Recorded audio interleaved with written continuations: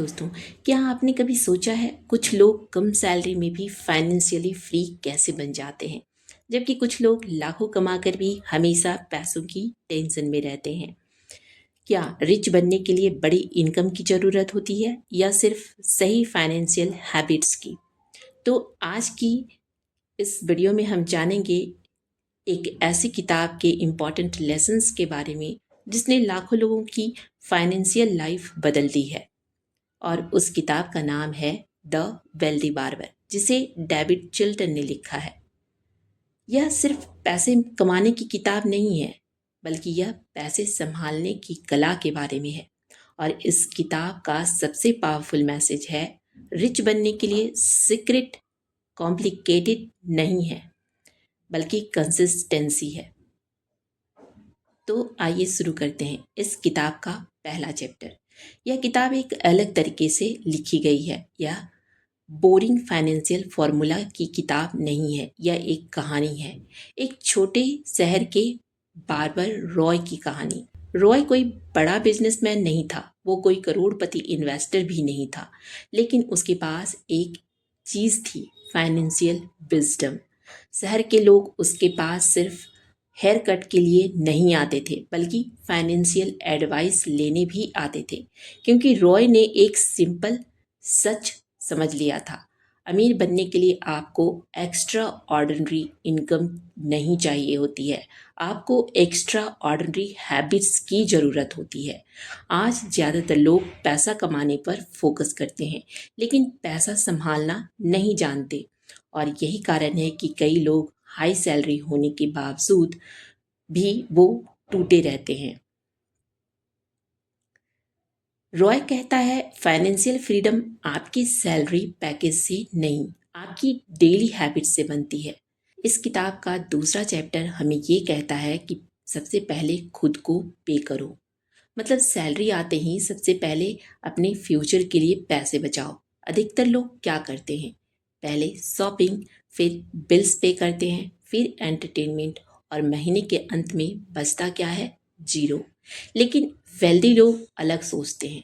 वो अपनी इनकम का कम से कम 10% पहले सेव और इन्वेस्ट करते हैं।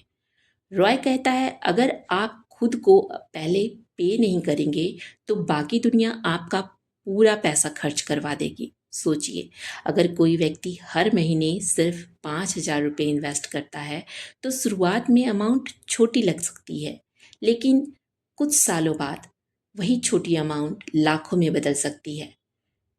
डिफरेंस इनकम का नहीं होता, डिफरेंस आपकी आदतों का होता है। आज बहुत लोग कहते हैं, जब ज़्यादा पैसा होगा तब सेविंग शुरू करेंगे, लेकिन सच यह है कि अगर आप छोटी इनकम में सेविंग नहीं कर सकते हैं तो बड़ी इनकम में भी आप नहीं कर पाएंगे। वेल्थ हमेशा डिसिप्लिन से शुरू होती है। इस किताब का तीसरा चैप्टर हमें ये बताता है कि कंपाउंड इंटरेस्ट एक मैजिक की तरह आपके लिए काम करता है। एल्बर्ट आइंस्टाइन ने कंपाउंड इंटरेस्ट को दुनिया का 8वां अजूबा कहा था, और द वेल्दी बार्बर भी यही सिखाती है। कंपाउंड इंटरेस्ट का मतलब है आपका पैसा सिर्फ बढ़ता नहीं, बल्कि अपने ऊपर भी पैसा कमाने लगता है। जैसे मान लीजिए आपने 1,000 रुपये इन्वेस्ट किए और उस पर रिटर्न मिला। अब अगले साल रिटर्न सिर्फ 1,000 पर नहीं मिलेगी, बल्कि प्रीवियस रिटर्न पर भी मिलेगी। यही है कंपाउंड इंटरेस्ट की पावर। रॉय कहता है, समय पैसों से ज़्यादा कीमती है, क्योंकि जितनी जल्दी आप इन्वेस्टिंग शुरू करेंगे उतना ज़्यादा फ़ायदा आपको कंपाउंड इंटरेस्ट देता है। एक व्यक्ति 25 साल की उम्र से इन्वेस्टिंग शुरू करता है, दूसरा 35 साल की उम्र से। पहला व्यक्ति कम इन्वेस्ट करके भी ज़्यादा वेल्दी बन सकता है, क्योंकि उसके पास टाइम ज़्यादा होता है। यही कारण है कि सक्सेसफुल लोग जल्दी शुरुआत करते हैं, और आप भी परफेक्ट टाइमिंग का इंतज़ार ना करें, अभी से स्टार्ट करें, अभी से उसकी शुरुआत करें, क्योंकि समय मार्केट से ज़्यादा पावरफुल होता है। इस किताब का चौथा लेसन है, डेट इज़ अ ट्रैप। आज की दुनिया में लोग ज़रूरत से ज़्यादा दिखावा करते हैं। एक्सपेंसिव फ़ोन्स यूज़ करते हैं, लग्ज़री बाइक्स लेते हैं, ब्रांडेड कपड़े पहनते हैं, यानी उनकी पूरी लाइफ़स्टाइल ईएमआई पर होती है, लेकिन अंदर से वो फाइनेंशियली स्ट्रेस्ड रहते हैं। और द वेल्दी बार्बर हमें एक पेनफुल ट्रुथ सिखाती है। डेट आपकी फ्यूचर इनकम को पहले ही खा जाती है। क्रेडिट कार्ड डेट्स सबसे डेंजरस होता है, क्योंकि लोग छोटी खुशी के लिए फ्यूचर की फ्रीडम बेच देते हैं। रॉय कहता है, अगर आपकी सैलरी आने से पहले ही ईएमआई आपका पैसा खत्म कर दे तो आप रिच नहीं, ट्रैप्ड हो। इसका मतलब यह नहीं है कि हर लोन गलत है, लेकिन अननेसेसरी लोन आपकी फाइनेंशियल ग्रोथ को स्लो कर देता है।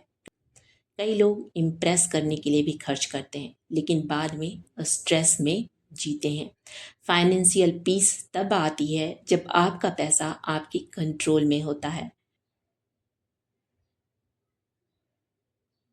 इस किताब का 5वां लेसन है, रिच दिखने के बजाय रिच होना चाहिए।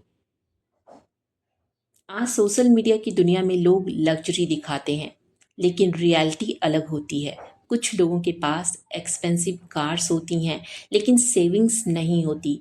कुछ लोगों के पास ब्रांडेड क्लोथ्स होते हैं, लेकिन इमरजेंसी फंड नहीं होता।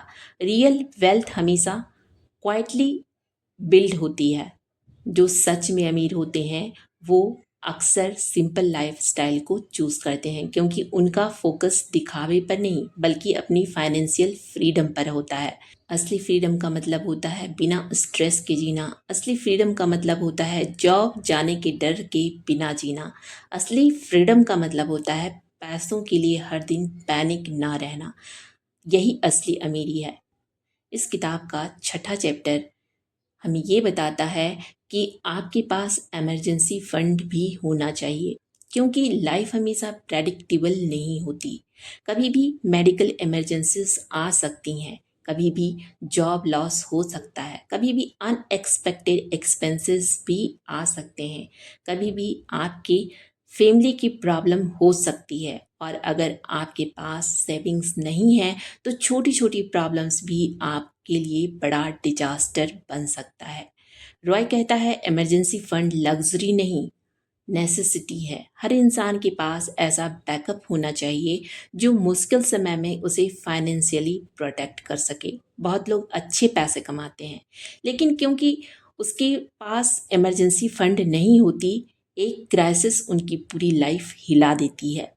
फाइनेंशियल प्लानिंग सिर्फ इन्वेस्टिंग नहीं है, फाइनेंशियल प्लानिंग प्रोटेक्शन भी होती है। इस किताब का 7वां chapter insurance and financial security बताती है। किताब इंश्योरेंस को भी बहुत इम्पोर्टेंट मानती है, क्योंकि ज़िंदगी अनप्रेडिक्टेबल होती है। इंश्योरेंस का मतलब फियर नहीं, रिस्पॉन्सिबिलिटी है। अगर आपके ऊपर फैमिली डिपेंड करती है तो आपको फाइनेंशियल प्रोटेक्शन में रहना जरूरी है। रॉय कहता है, फाइनेंशियल मेच्योरिटी का मतलब सिर्फ वेल्थ बिल्ड करना नहीं बल्कि अपने परिवार को प्रोटेक्ट करना भी है। आज कई लोग इंश्योरेंस इग्नोर करते हैं। आज कई लोग इंश्योरेंस इग्नोर करते हैं जब तक कोई बड़ा प्रॉब्लम ना आ जाए, लेकिन स्मार्ट लोग पहले प्रोटेक्शन क्रिएट करते हैं, फिर रिस्क लेते हैं। इस किताब का 8वां चैप्टर आपको बुद्धिमानी से घर खरीदने के लिए कहता है। घर खरीदना कई लोगों का सपना होता है, लेकिन किताब सिखाती है घर इमोशन से नहीं, फाइनेंशियल विजडम से खरीदें। कई लोग सिर्फ सोसाइटी को इम्प्रेस करने के लिए बड़ा हाउस खरीद लेते हैं, फिर सालों तक ईएमआई के प्रेशर में जीते रहते हैं। रॉय कहता है, ऐसा घर खरीदो जो आपकी फ्रीडम बढ़ाए, स्ट्रेस नहीं। आपका घर आपकी खुशी का कारण होना चाहिए, फाइनेंशियल बर्डन नहीं। इस किताब का 9वां चैप्टर हमें सिंपल इंटरेस्ट को विन करने के लिए सिखाता है। कई लोग इन्वेस्टिंग को बहुत कॉम्प्लिकेटेड समझते हैं, लेकिन द वेल्दी बार्बर कहती है, सिंपल इन्वेस्टिंग स्ट्रेटजीज भी अमेजिंग रिजल्ट्स दे सकते हैं।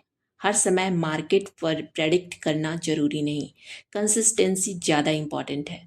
हर महीने discipline investing, long term patience और इमोशनल डिसीजन से बचना, यही वेल्थ बिल्ड करता है। रॉय कहता है स्लो वेल्थ बोरिंग लग सकती है, लेकिन वही सबसे स्टेबल वेल्थ होती है। आज लोग जल्दी रिच बनने के शॉर्टकट ढूंढते हैं, लेकिन सस्टेनेबल वेल्थ हमेशा टाइम लेती है। इस किताब का 10वां चैप्टर है, हर छोटी फाइनेंशियल हैबिट आपका फ्यूचर बनाती है। आप डेली क्या खरीदते हैं, कैसे स्पेंड करते हैं, क्या सेव करते हैं, यही आपकी फाइनेंशियल डेस्टिनी डिसाइड करती है। रिच लोग अलग इसलिए नहीं होते क्योंकि उनके पास ज़्यादा टैलेंट होता है, बल्कि वो इसलिए अलग होते हैं क्योंकि उनके हैबिट्स आपसे बहुत अलग होते हैं। वो इम्पल्स स्पेंडिंग से बचते हैं, वो फ्यूचर के लिए सोचते हैं, वो शॉर्ट टर्म प्लेजर के बदले लॉन्ग टर्म फ्रीडम चूज करते हैं, और यही उन्हें फाइनेंशियली सक्सेसफुल बनाता है। वेल्दी बार्बर हमें यह सिखाती है फाइनेंशियल फ्रीडम ओवरनाइट नहीं बनती, यह छोटी छोटी हैबिट्स से बनती हैं। हर महीने थोड़ी थोड़ी सेविंग करें, थोड़ी इन्वेस्टमेंट करें, डिसिप्लिन में रहें, अननेसेसरी एक्सपेंसेस पर कंट्रोल करें। तो द वेल्दी बार्बर हमें ये सिखाती है कि फाइनेंशियल फ्रीडम ओवरनाइट नहीं बनती, यह छोटी छोटी आदतों से बनती है। हर महीने थोड़ी थोड़ी सेविंग करें, थोड़ी इन्वेस्टिंग, थोड़ा डिसिप्लिन में रहें, और अननेसेसरी एक्सपेंसेस यानी कि बिना ज़रूरत के खर्चों पर कंट्रोल करें। यही सिंपल चीज़ें भविष्य में आपको एक्स्ट्रा ऑर्डिनरी रिजल्ट देते हैं। किताब का सबसे पावरफुल लेसन शायद यही है, रिच बनने के लिए आपको परफेक्ट होना ज़रूरी नहीं है, कंसिस्टेंट होना ज़रूरी है। आज अगर आपकी इनकम छोटी है तो भी होप मत खोइए, क्योंकि वेल्थ सैलरी से नहीं हैबिट्स से बनती है। और अगर आप आज सही हैबिट शुरू करते हैं तो आने वाला फ्यूचर पूरी तरह बदल सकता है। तो नेक्स्ट वीडियो में मिलती हूँ किसी अच्छी किताब के साथ। तब तक के लिए आप सभी का बहुत बहुत आभार। और अगर आप इस किताब में कही गई बातों से सहमत हैं तो कमेंट में लिखें फाइनेंशियल फ्रीडम।